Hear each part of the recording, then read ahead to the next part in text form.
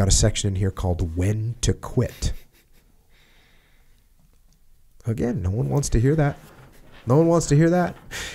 One of the mantras in the SEAL teams is never quit. That is one of the main refrains utilized during basic SEAL training. And it makes a lot of sense during that training because that is how you make it through. You don't quit.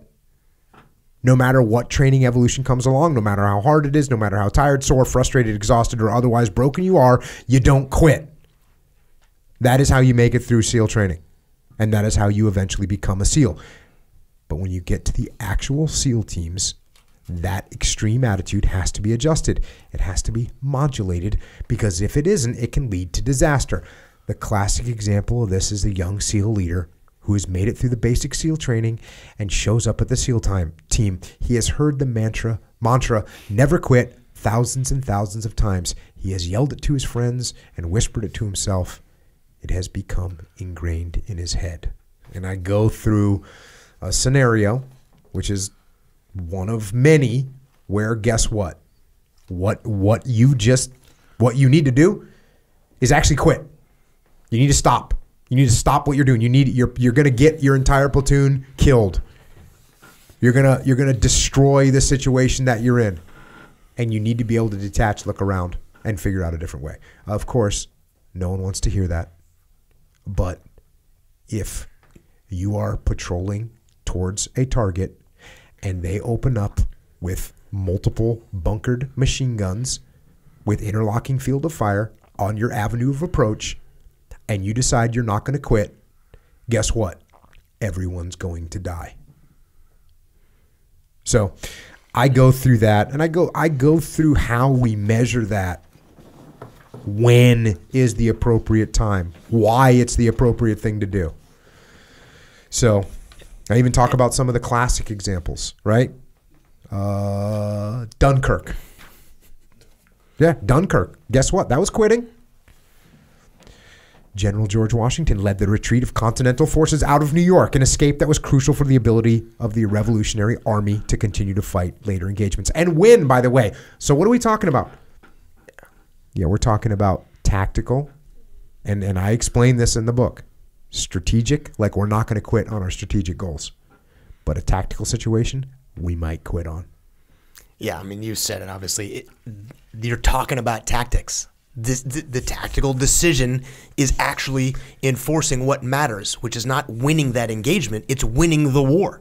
And if I'm flying around in my airplane and I get engaged with 3 aircraft and I have 500 pounds of usable gas and my wingman just went home with an emergency, you know what I need to run away. I need to what we call separating. I need to set up a plan where I can separate, and I need to leave this fight. I need to run away from this fight. I need to quit this engagement and get away. And nothing about that sounds sexy. None of it sounds rewarding. None of it sounds good in any way. And the story they want is like, oh, I turn decisively and I will die. I'll be in a parachute. I'll be dead, whatever it is. Quitting tactics is actually just iterative decision making, going, oh, you know what? This isn't getting me towards my goal, and I'm just maneuvering in another direction. The worst thing you can do is when we decide to fight in an aircraft. You and I have met. You're a bad guy. I'm a good guy. We decide to get to an engagement, and we call that anchoring. And there's a reason it's called anchoring, because just like with a ship that has dropped anchor, guess what? You're not going anywhere. You are going to anchor right there, and your decisions have now gone from an infinite number of decisions down to one, which is I'm going to sit here and turn until one of us dies. And you know what that does to every other person involved in this engagement, the 50 other airplanes or the SAM? They all know I'm right there. I have almost no maneuvering room. I have no options. And the likelihood that I'm going to anchor and survive are very, very small. But people want that satisfying answer of never, ever, ever quit. We see this in the FTX all the time. Send me 2 more. Yeah. They're dead too. Yeah. Get the other 2. Okay, they're dead. And now you're saying it so plainly, but it's that mantra in their mind is never quit. And they don't understand that you're talking about a tactical versus a strategic thing. And that's the biggest difference. Yeah. Don't anchor is similar, I guess, than to don't dig in. Don't dig in. Because you're going to give up your ability to maneuver. That's exactly right. And is that because once you decide you're going to fight, you just don't have the aircraft doesn't have the capability to just get out of there? It's 2 reasons. 1, no different than you as a task unit commander looking down the sights of your rifle. So I'm now decisively engaged with one other aircraft. 100% of my attention is on that aircraft. 100%. I have zero bandwidth for anything else. And two, those fights 100% of the time go from fast speed to slow speed because you're turning. So all your energy, all your maneuvering, all the G's slow the airplanes down. So you go from 400 or 500 knots down to usually about 115 knots. And you can have the most advanced airplane in the world. When you're turning around at 115 knots, you're a Cessna. You're just sitting there slow compared to, and so you don't see anything else is happening, and you have no literal maneuvering speed. So you're slow, and you're not paying attention to anything else. Because if I stop looking at you, I look elsewhere, you're going to kill me. You have no options. So anchoring in aviation is the exact same thing as digging in. And once you do it, you have no options. And this conversation based around one-on-one fighting, and this was a revelation to me last time, that the conversation around one-on-one fighting is not very realistic because I'm not going to be alone. No. Now, you and I might end up in a one-on-one fight, but the other 20 airplanes aren't in that one-on-one fight, and they're all going to focus on that, and one of the two of us is going to get picked off by our allies, by our friends.